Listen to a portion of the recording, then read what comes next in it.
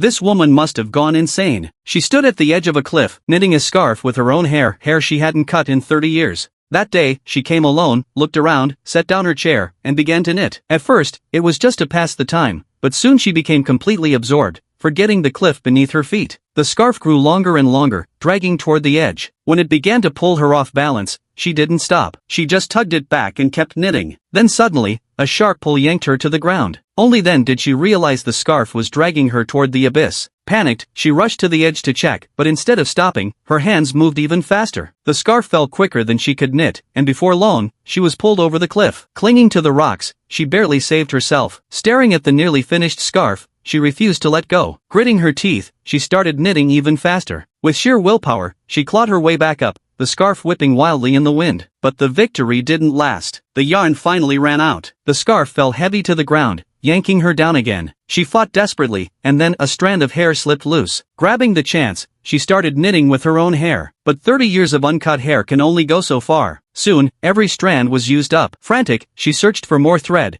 but the falling scarf kept pulling her closer to the edge. Then she spotted the scissors near her chair and crawled toward them, dragging herself forward with her needles. Just as she was about to reach them, one needle snapped. She was yanked down the cliff. Moments later, a short-haired woman climbed up from the abyss, trembling but alive. She had bitten off her own hair at the last second to break free. She stared into the endless darkness below, her eyes empty, her hands unconsciously miming the motion of knitting. Realizing it, she threw away the needles, picked up the scissors, and sat back in her chair, lost and hollow. She thought, if I'd just cut the scarf sooner, maybe I wouldn't have lost so much. But soon, the faint scraping sound of the scissors filled the air, and she drifted into a trance again. She thought she'd broken free of her obsession, not realizing another one had just begun.